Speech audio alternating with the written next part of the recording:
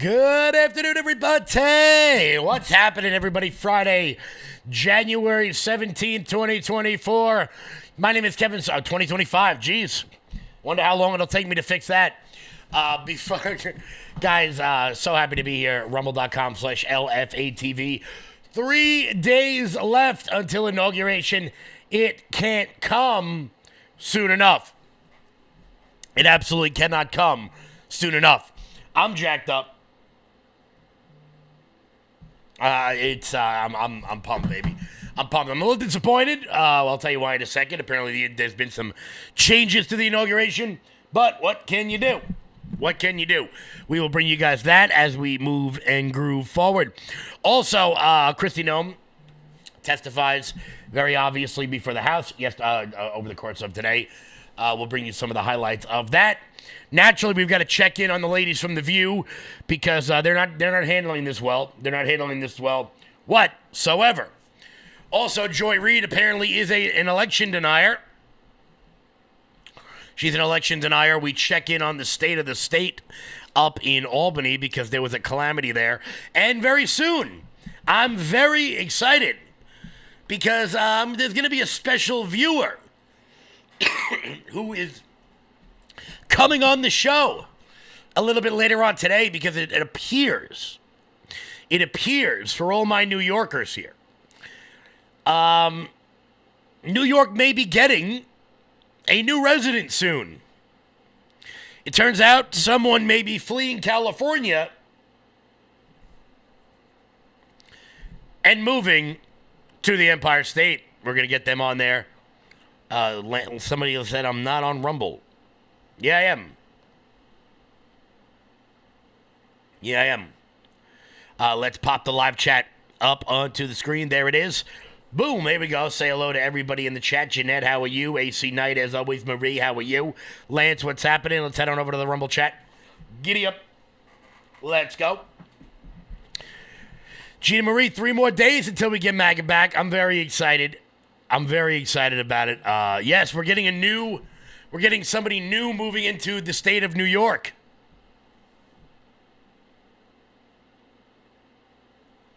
It's going to be big stuff. It's going to be big stuff. What's up? What's up? Shout out to everybody. Let's get rocking. Let's get rolling. So, quick breaking news this morning. CNN has been found guilty of defamation in a Florida courtroom. This is big stuff. In Panama City, Florida, jurors deliberated on a defamation suit against CNN against Navy veteran Zachary Young. Now, obviously, I want to make this clear. He was suing for like $10 billion, which is $1 billion, which was an absurd number. But CNN has now been found guilty of defamation. We're going to go over all the details of that. Young alleges in November of 2021, a segment that appeared on The Lead with Jake Tapper destroyed his credibility and business. Nemex Enterprises. The report singled out Young and portrayed him as an illegal profiteer who operated in a, quote, black market when he worked to evacuate Afghanis during the chaotic U.S. withdrawal. He testified that he hasn't worked or made any money since the segment ran. CNN attorney David Axelrod, which I don't know how David Axelrod can be the defamation attorney for CNN, considering he's a contributor for CNN. Not really the point. In his closing arguments, called the story accurate and tough but fair. But he also put the burden on Young, saying the veteran should have gone out of his way to convince CNN journalists that he wasn't shady. I don't know where David Axelrod gets the balls to say that. It is not the person's job in a story to convince you they aren't shady when you're the ones calling him it. Well, CNN has now been found guilty of defamation. So, the court ruled and awarded this man $5 million. Here's the verdict. Pardon me? I said, I understand y'all have reached a verdict. We have. All right, you have the verdict form with you? I do. Can you hand that to the bailiff, please? I will.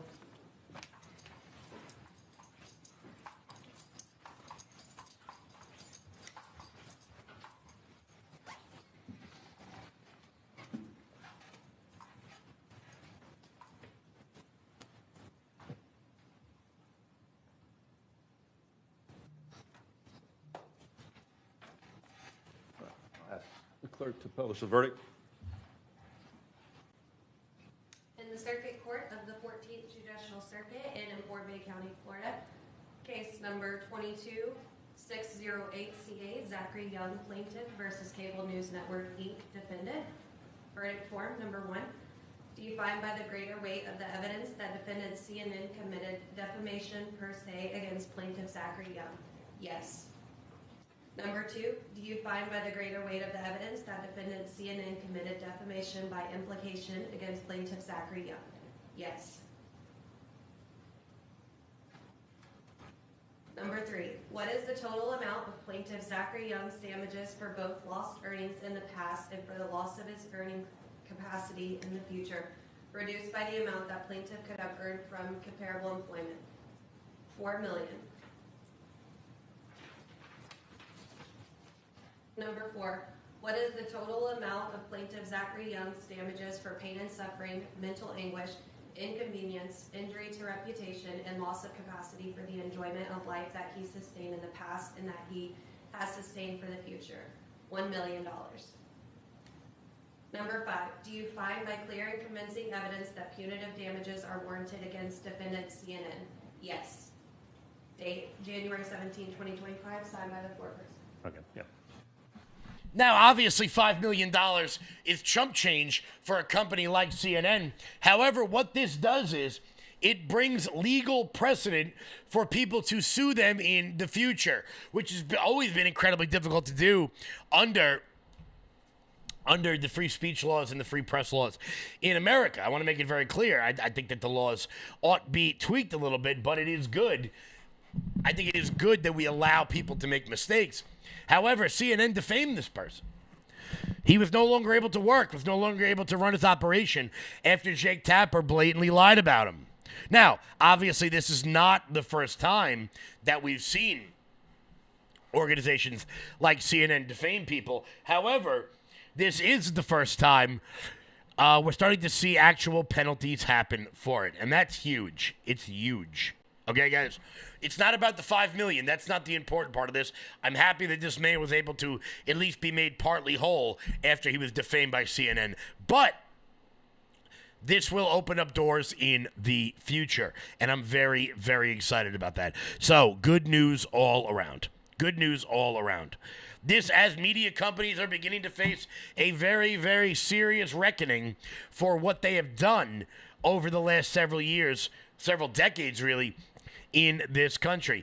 CNN, not the only outlet to face serious repercussions for what they are doing. It turns out the Washington Post, their traffic has absolutely cratered since the election. They lost $100 million amid an identity crisis as talent and readers completely flee. This from the New York Post. The Washington Post readership reportedly cratered during Joe Biden's presidency, and Jeff Bezos' own broadsheet lost $100 million last year alone. As the embattled paper continues to suffer an exodus of top talent, the left-leaning publication drew 2.5 to 3 million daily users on the site last summer, a fraction of the 22.5 million daily viewers at its peak when Biden took office in January of 2021. The plummeting site traffic led the business to lose around $100 million on weak subscriber and ad revenue in 2024. The Washington Post took a hit to its bottom line after reportedly 250,000 readers canceled their subscription after Jeff Bezos failed to endorse Vice President Kamala Harris. The Washington Post had 54 million 54 million digital viewers last November, down from 114 million in November of 2024, according to ComScore. Now, why is this happening? It's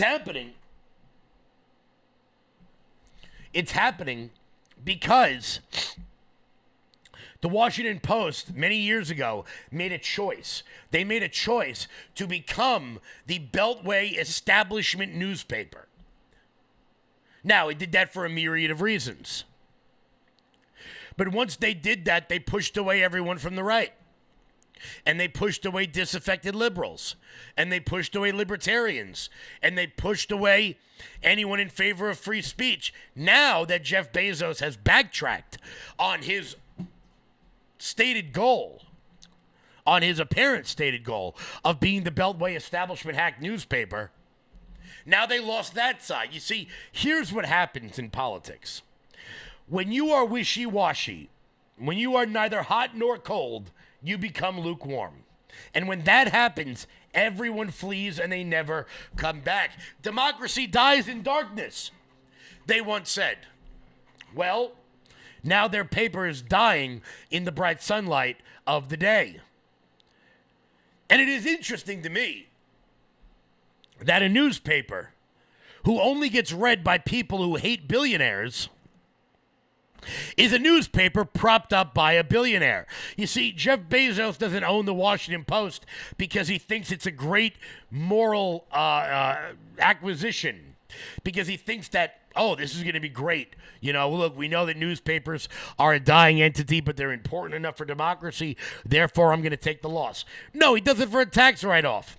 He does it for depreciation, so that he can show business losses. He's not the only one who does it. There's a South Korean billionaire who owns the LA Times, does the exact same thing. John Henry, the owner of the Boston Red Sox and Liverpool Football Club, owns the Boston Globe for the exact same reason. I believe Sheldon Adelson's family owns the Nevada Times, owns the largest newspaper in Las Vegas. They do it too.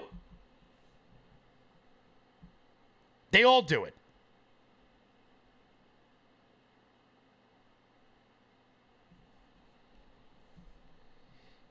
So the newspaper that hates billionaires is propped up by a billionaire, and they can't see the irony of it.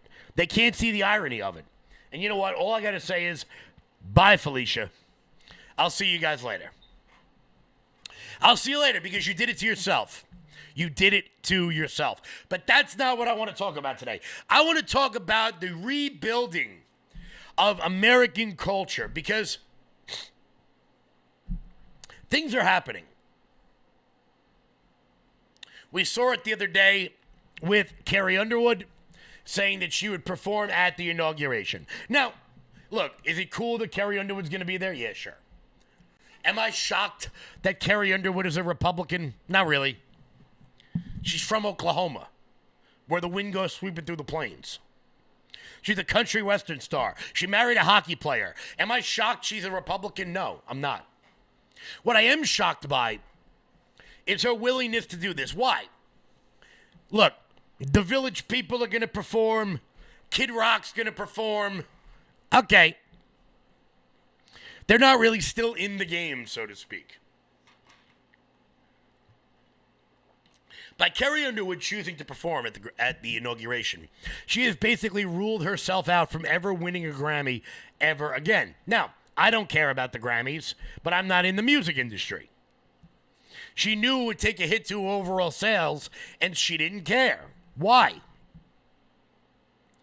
I told you guys the other day when Whitney Cummings, the comedian, criticized the Democratic Party and CNN on CNN, that Donald Trump's win was going to be able to start bringing cultural figures back in. You see, for a long time, conservatives, the right, whatever you want to call Republicans, wrote off culture as not important. However, the glory days of American cultural exports came when America was producing good content. Hi, Joe. Hi, Joe. I got to make sure I say hello to Joe Delio before he calls me 4 times this week.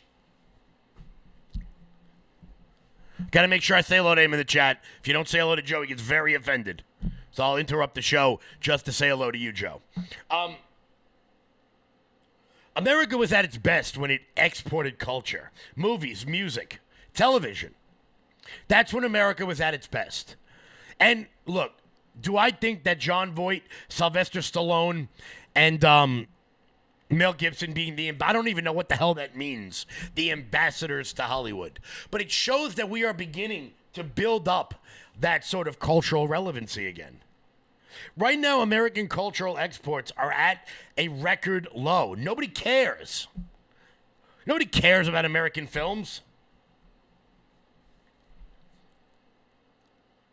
Nobody cares about what we put out there because we don't put out good stuff anymore. Our music sucks. Our movies suck. And because, look, that creates a lot of jobs. The music, the TV, the film industry creates a lot of, and I'm not talking about I don't care about the actors, okay? I don't care about Jennifer Aniston. They're going to be fine. I'm talking about the key grips and the makeup artists and the stage and the people who set up the sets.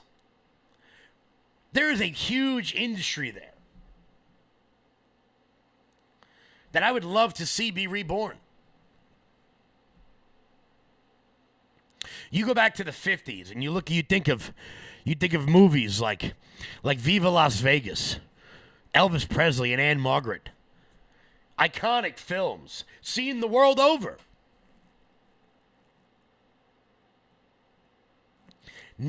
International stars. I want to be clear, it's not about the star. It's not about the Brad Pitt, the Tom Cruise. It's not about any of them. The idea of the American dream was portrayed in the art that we put out. And I would like to see that reborn again. You know, the irony about the Sylvester Stallone thing, somebody once told me that Sylvester Stallone won the Cold War in Rocky IV. Obviously, it's a movie. Obviously, it's, not real. Dolph Lundgren's actually not even from Russia. But it was a cultural moment. And I would like to see that reborn again. And we're starting to see that with the people that pop up in the culture and do those cultural things. I would love to get the woke DEI crap out of Hollywood, but not for the reason that I'm against the normal woke DEI stuff in general. It's because woke DEI crap produces a bad product. Whether it is the efficiency of firefighters in LA or the movies coming out of LA. And I like movies, man. I like TV. I like when a good movie comes out. I miss going to the movie theater. Let's be honest. If you're watching this right now, genuinely tell me this. I'm going to put the live chat up onto the screen so you guys can answer the question here. When is the last time you actually went to the movies? You actually shelled out the money and got the popcorn. When is the last time you actually did it? Was it years ago? Was it a decade ago? When is the last time you guys actually went to the movies? The last movie I saw in the movie theater was Napoleon that came out last year. But before that, I probably couldn't even tell you when the last time I went to the theater was. Years ago. Sound of Frog, Arrow Pink, you win. You're right. Sound of Freedom. I did go see Sound of Freedom. But other than that, used to be a thing you did on Friday night, Saturday night. Catch the matinee if you're over the age of 80. Nothing's worth seeing anymore. And I'm not going to take the chance of going and wasting 2 hours of my life and $60 to go watch some woke nonsense that inserts a gay character for no reason. And it's not because I have anything against gay people or gay characters. It's because when you just insert that crap there for no reason, it doesn't make any sense in the movie. And it makes the movie suck.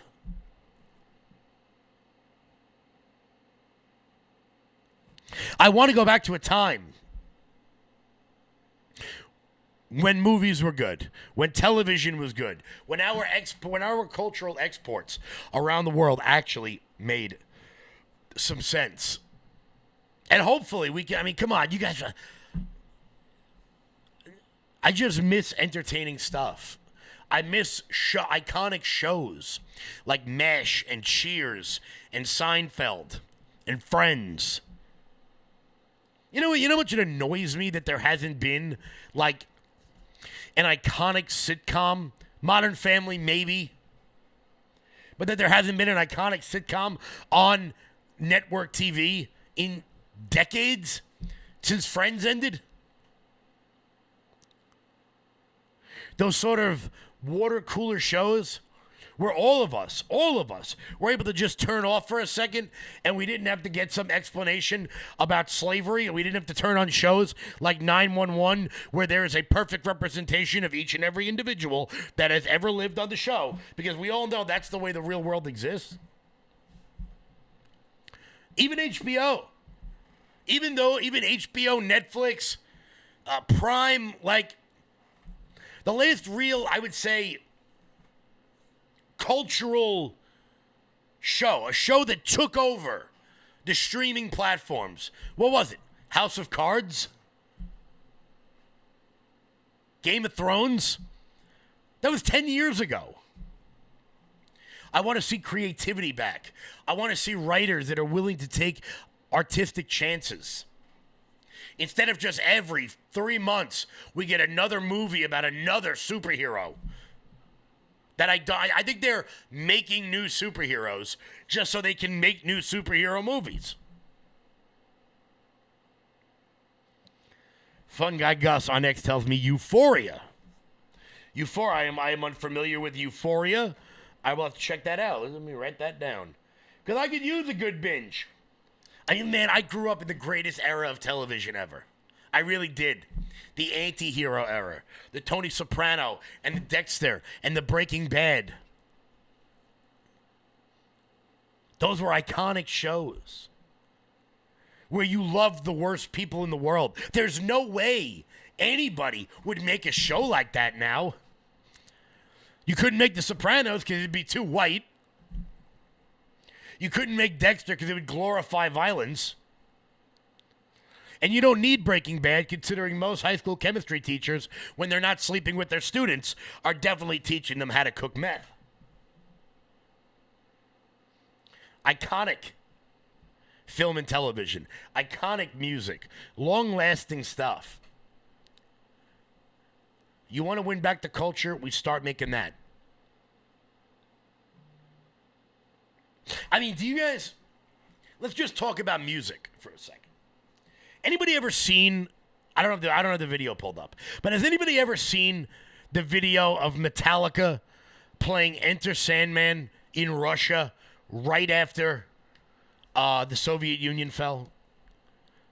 Millions and millions and millions of people came out to see that. You don't see that anymore.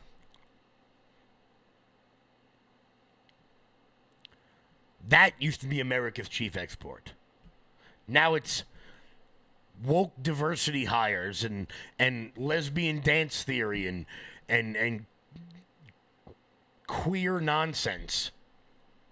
I want to get back to what made America great. And what made America great through the 50s and 60s, 70s, 80s, and 90s was our art. Were good movies and good television. Good music. With musicians. I miss it. I want more of it. I absolutely want more of it. And we're going to get, look,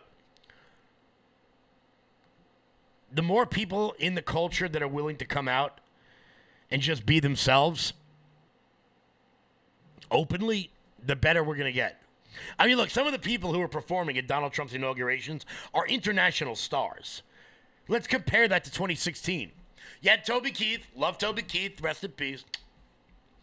But, I mean, Three Doors Down played there. They haven't made a song in 25 years. And even when they did, they only had 2 of them. This year, Carrie Underwood, Jason Aldean, Rascal Flatts, Kid Rock.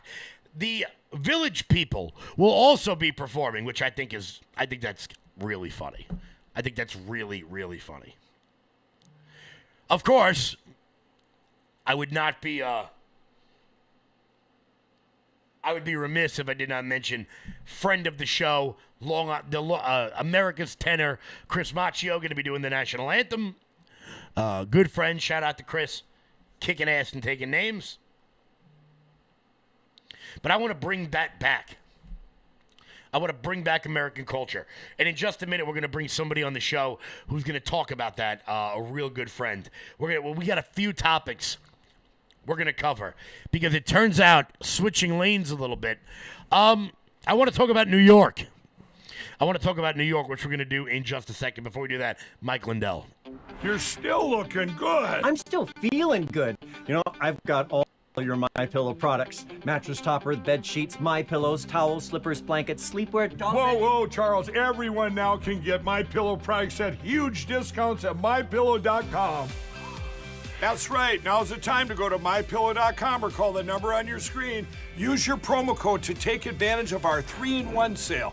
We're bringing you exciting new products, overstock specials, and closeout deals you won't find anywhere else. For example, when you buy one of our brand new MyPillow 2.0s, you get another one absolutely free. And with our overstock sale, you save 50% on our luxurious Giza Dream bed sheets. That's as low as $29.99 for the best sheets ever. And with our biggest closeout special, you get our all-season slippers for only $35. Or our sandals and slides for just $25. Quantities are limited, and once they're gone, they're gone. Guys, head on over to MyPillow.com, promo code LOUD. That's MyPillow.com, promo code LOUD, for up to 80% off everything on the website. That's MyPillow.com, promo code LOUD. Guys, hit that thumbs up button. Share the video out all over the place. We've been getting some big numbers over the course of the last several days. I'm liking it a lot. Let's get that live chat up onto the screen because I've got some fun stuff to share with you guys. Some fun stuff. My New Yorkers, where you at? Let me hear you. Let me see you, New York. Well, my New Yorkers in the chat, it turns out we may be getting a new resident in New York very soon.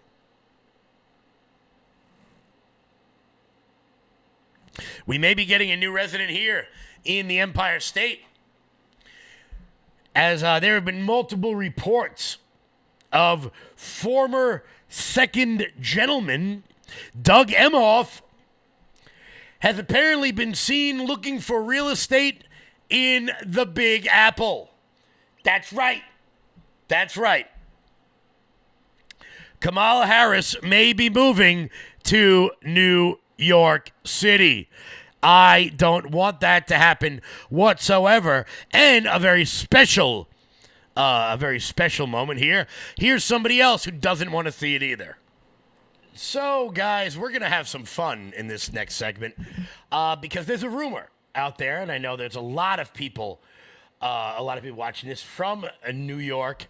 There's a rumor out there that Doug Emhoff, the husband who gets beat by his wife Kamala Harris, he's been house hunting in New York State. Now, if there's one thing we do not need in the state of New York, it is more liberal Democrats, rich liberal Democrats moving in. So naturally, I had to get the opinion of one of my favorite people on the planet who, if you're watching this at work, this would be the good time to put on the not safe for work mode.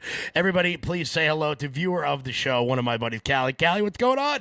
Hey, what's going on? So what do you think? What do you think about Doug Emhoff house shopping here in New York? We've already got George Soros, we've got Hillary Clinton, and now we may have Kamala moving into New York. First of all, the last thing that New York needs is the Harris Emhoff crew in New York City. But my big curiosity is, the word is they're looking at the Park Loggia over on like West 61st Street. Number one, she's too cheap to pay the $9 congestion charge, apparently. But why does she want to be so close to Trump? Is she a fan? She fangirling? There's only a couple of reasons she's going to be coming here. Number one, she's going to stop being on Broadway. You and I both know that's not going to happen. Or she's looking to be governor or mayor of New York City. Oh, don't. Oh, God. You know, I was having such a good day before you said that last sentence there. Although, I got to be honest with you. Kamala, run for mayor in New York. None of us want you to be mayor of New York, but I want you to run for mayor of New York because people like you and myself and Gavin Wax will have an absolute field day running against her. We can be unburdened, but we can be reburdened by what has been. But you know what, Kevin? I got to tell you, it's all of our fault because we all keep saying, anyone but Hochul, anyone but Hochul. We never thought it would probably be worse than Hochul. It's like the Cuomo thing all over again. There was nobody as bad as freaking Andrew Cuomo until fucking Hochul came in, and now we got freaking Harris. Get out of here. We don't want her. You know, I will say, speaking of Andrew Cuomo, according to polling, at the moment, he is polling ahead of every other Democrat who has announced that he's running for mayor of New York. He hasn't announced yet, but in preliminary polling, he is up 33%, with the next two people being at 10% and 9% respectively. So it seems like old Andy Cuomo, the man who decided to remind the world that he is in fact not perverted, just Italian, may be the next mayor of New York City. But I figured out why. It's the AOC thing. The people in the district, they don't know the issues. They don't know what they're voting for. They're saying, oh, yeah, oh, Cuomo, I know that name. Yeah, that's fine. And they just pick the name that they know, because there's no way AOC keeps winning. There's no way that any sane person who lived through New York City under Andrew Cuomo as the governor is going to vote for him to be the freaking mayor. It's impossible. Either that, or you think they're getting a good, like, veal cutlet palm or something. They're going with, like, Cuomo. You know, I think that any Democrat that comes out against the congestion pricing is going to be the one that goes to the top of the charts. Because, I mean, look, first off, I think it's really funny that she's house shopping on 65th because she doesn't want to pay it. And it is mind-blowing to me that this is what happens. And I don't want to be rude to our friends in the North and in the West. But I think it takes a lot of balls for someone like Kathy Hochul, who lives 600 miles away from New York City, to impose a tax on just the downstate of New York. I mean, if she's so concerned about increasing revenue, why not put a toll outside of the Buffalo Bills Stadium where she lives? I don't know. Maybe maybe it's because Bills Mafia will end up jumping through the cameras, because we all know those people are bat shit crazy. And I say that in the nicest way to all my Buffalo Bills fans out there. Not really, but you got to say that. It is so shocking that Cuomo could be making his triumphant return to New York City. I'm flabbergasted by it. Change the bridge back to the Tappan Zee. Keep Cuomo out of office anywhere in New York. And for the love of God, Harris, you are not welcome. We need to put up like a toll, like stop, like the brakes on the shopping cart when you're leaving out of the zone. Don't let her in. We don't want her here. It is funny that it is going to be funny if she leaves California, because we've been hearing so much about outward migration from places like California, and now it turns out their former attorney general and their senator may be leaving. So at the top of the economic and power hierarchy is still leaving the state of California, fleeing here to our frozen tundra of New York City.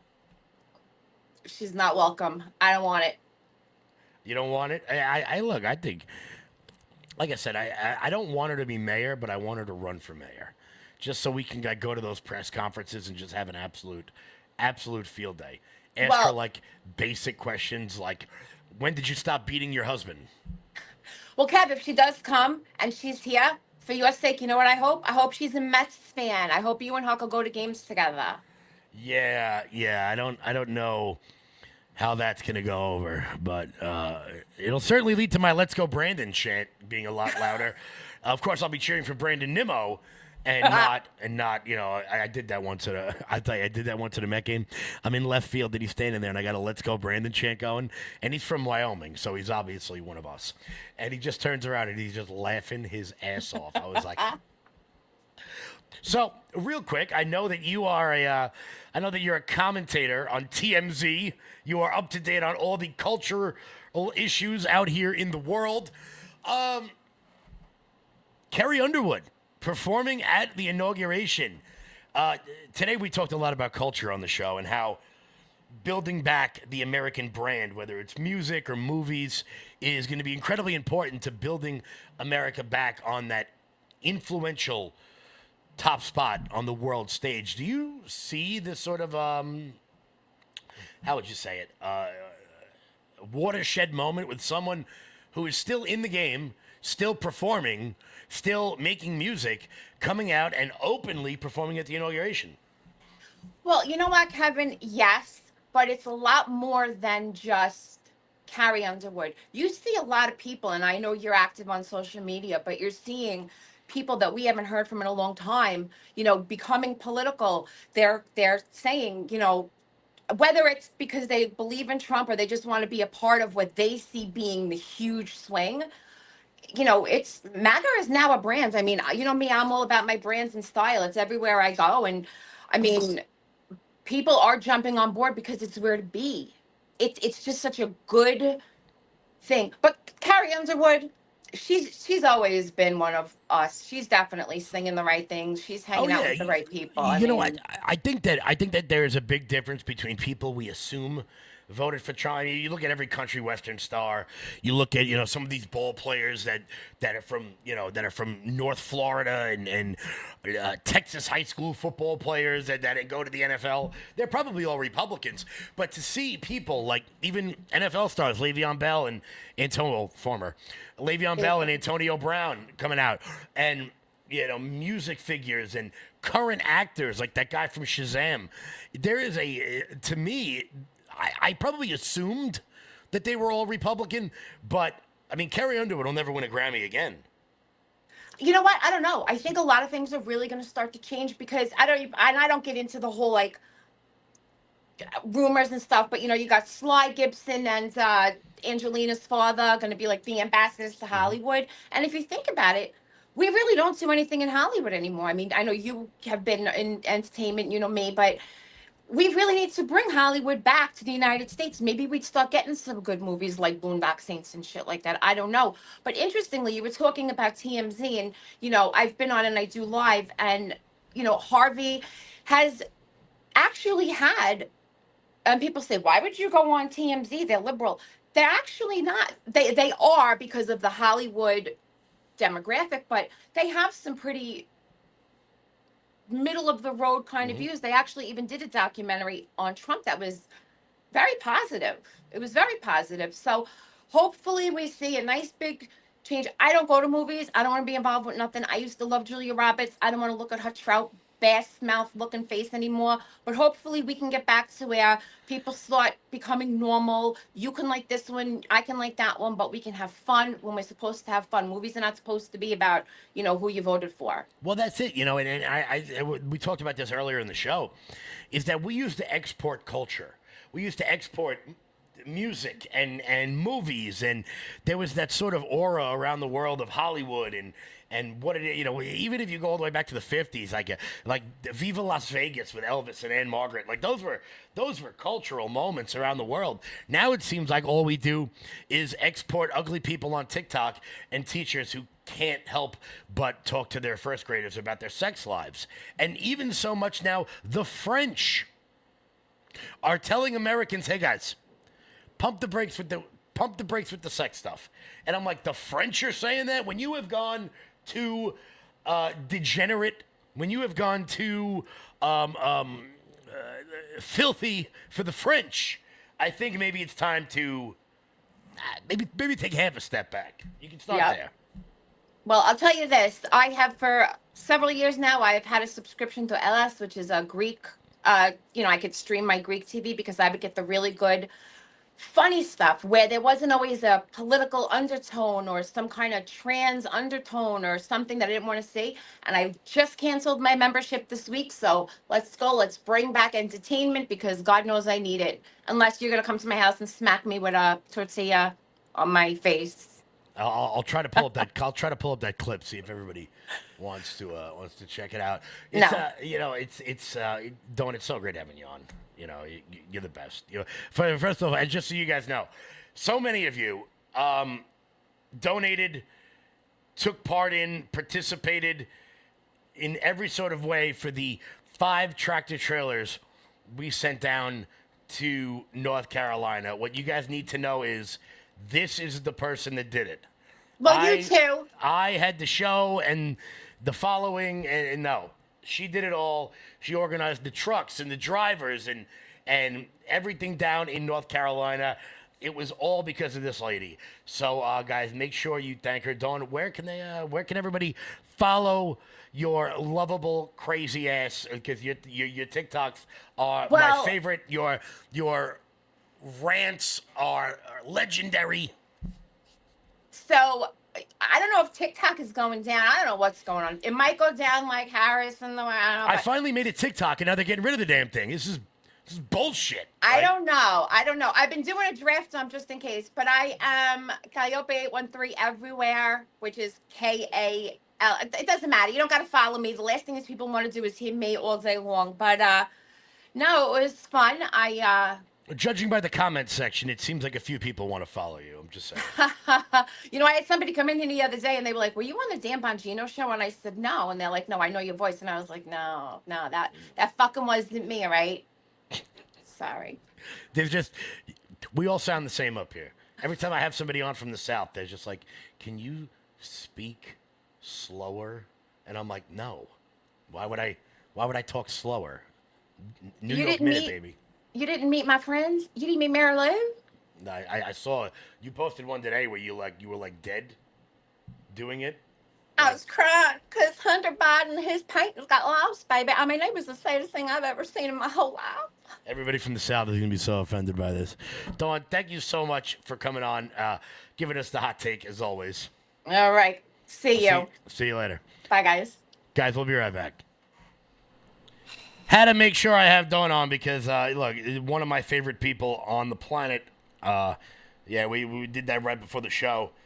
Just have a little bit of fun at the notion of Kamala Harris moving to New York. I couldn't let that one go. Guys, before we keep rocking and rolling, because there's more New York news that's going to blow people's minds. Before we get to that, guys, head on over to lfatv.us. That's lfatv.us. That's everything you guys need for Live from America. You guys can check out Jeremy's shop over there. Become a monthly donor to lfatv.us. That's the best way to support this network and everything we've got going on over here. Also, guys, make sure you keep it locked in here for all the inauguration coverage on Monday. I think that's going to be going pretty much all day long. So keep it locked in here for all of that. Thank Jeremy for hosting that. It's going to be a good time. If you're going to be in Washington, D.C., hit me up. Maybe we'll get together.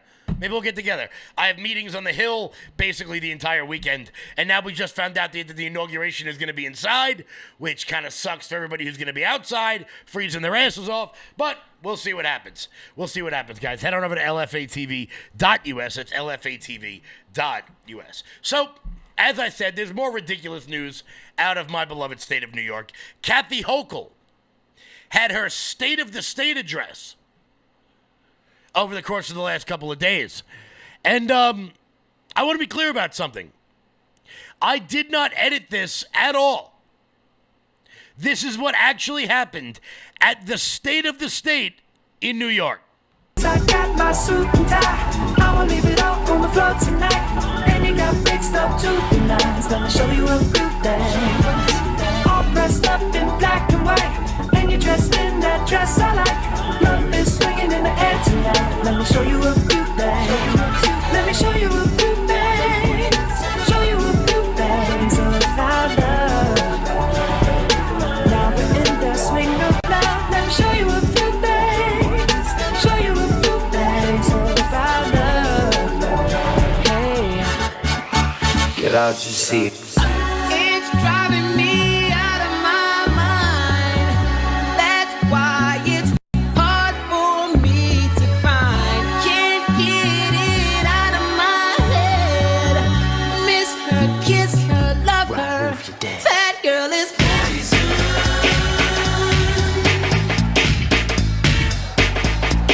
never trust a big button to smile. That girl is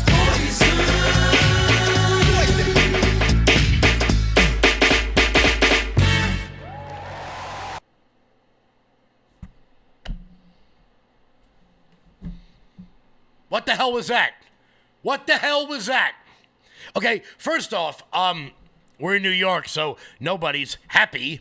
But number two, that wasn't even good dancing. They were, for everybody there was like 65, all looking decrepit. That wasn't even good. We have dance schools in New York. You could have gotten like a dance team to do that, where it didn't look like the Walker Shuffle. I don't know what the hell that was. My beloved state, every day continues to drop just However, guys, 3 days. 3 more days, baby. 3 days until we can start putting this crap behind us.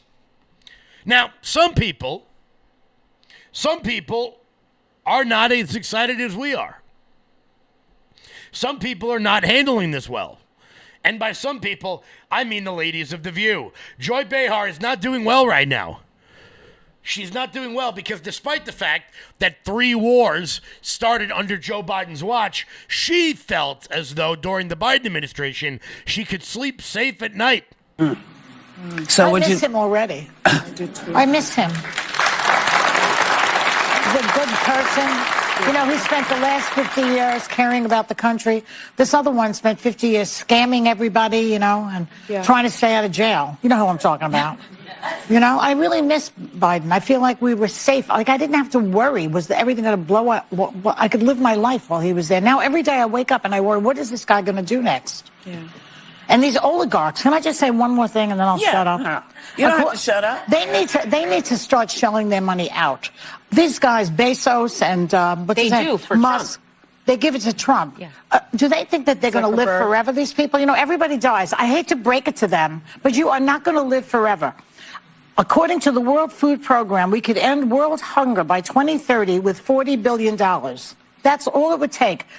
And he, Elon Musk, his net worth grew by $170 billion in the month after the election. Oh, just wait. Yeah. Just keeps making more and more money, and nothing is done with that money to help people. It's just to increase their power. First off, 40 billion people wouldn't fix world hunger. It just wouldn't. We raised nearly $1 billion for the famine in Ethiopia in 1985, and that's still happening at Live Aid. Just be clear. So Joy Behar not handling this well, and the fact that Joy Behar is not handling this well means that I'm handling it incredibly well. Because when she is sad, generally, I am happy. Guys, before we get to some good news, baby, we got some good news coming in. It turns out illegals are beginning to leave on their own ahead of the Donald Trump inauguration. Before we get to that, guys, head on over to loudmajorityusa.com. That's loudmajorityusa.com. Sign up for the newsletter. Check out our shop. That is the best way to support this show and everything we've got going on over here. You guys can use promo code LFA to get 20% off everything on the website. That's promo code LFA to get 20% off everything on the website. Thank you guys all so much for the support. You guys know how much it means to me. While you're there, hit that donate button at the top. Become a monthly donor. $5, $10, whatever you guys can afford. I really do appreciate it. So Kristi Noem testified before the Homeland Security Committee today as she plans on heading up the DHS, taking over for the utterly incompetent, bald Alejandro Mayorkas. And she made it pretty clear how she feels about what a nation is that doesn't have borders. That somebody recognized that this was something they were questioning and that they deserved answers. My goal and my mission is to build trust. We will undertake a large job and a large duty that we have to fulfill, that the American people expect us to do by securing our border, to make sure that our nation is a nation with borders, or we're no nation at all, and that we are making sure that those criminal actors that are perpetuating violence in our communities and in our cities and towns and states are removed from this country, that there's consequences for breaking the law in our country again. There has to be consequences, because when Americans break the law, there's consequences. And why would we ever allow someone to come in from another country and not allow them, and not have consequences, or allow them to continue to go forward and to commit rape and murders and break other laws that endanger our society. So we've had over 13,000 murders that are loose in this country that have come over that border. We've had almost 16,000 rapists and sexual assault perpetuators that are loose in this country right now. 425,000 plus people have criminal convictions that are here illegally in this country that our current administration is doing nothing to round them up and get them out of our country. We will be doing that immediately, and that will be the priority. And that is one of the reasons that today the American people have lost their trust. President Trump will build it back and know that their federal government is accountable to them. A nation without borders is not a nation. That should have been made abundantly clear to virtually everybody over the course of the last 4 years, as we have been systematically invaded by the totality of the third world. But no. Democrats, as we went over yesterday, went so far, 145 of them, went so far as to say that they would rather keep illegal immigrant sex offenders in America rather than protect the American people. However, some of these illegal immigrants who have been sneaking into the country are starting to realize that things are not going to go very well in 3 days.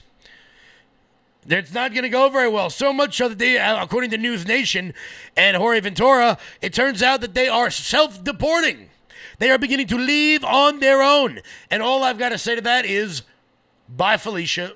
Some migrants are already choosing to leave the country voluntarily. News Nation's Jorge Ventura joins us live from San Antonio, Texas this morning with more on this story. Jorge, how many migrants are we actually seeing doing this, leaving voluntarily?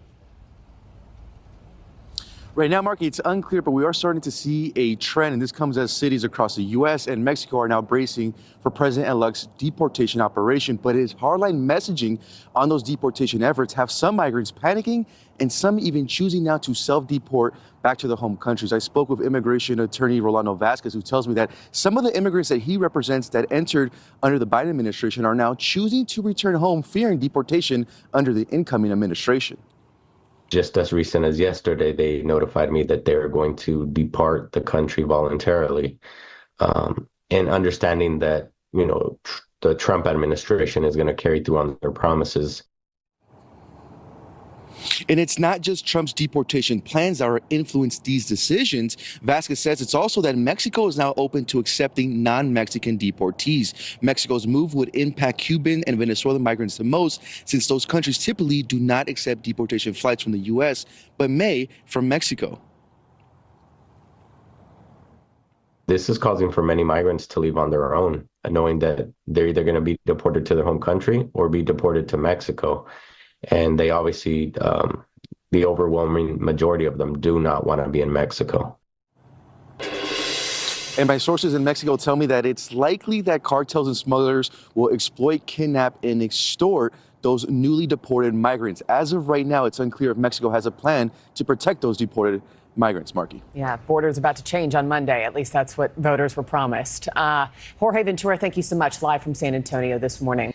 Arrivederci. Au revoir. Goodbye. Can't break into a country, guys. It's really not how things work. Guys, it's 2 o'clock. I want to thank everybody so much for tuning in. As always, Monday is the day. Monday is the day that so many of us have been waiting for, so many of us have been working for. And I want to thank so many of you for all of your hard work, all of your dedication, and all of your donations, all the time you spent and the man hours you put in your local communities, fighting back to make sure we were able to take back this country and make it great again. Guys, Will Johnson is coming up next. Until Monday, everybody, stay loud.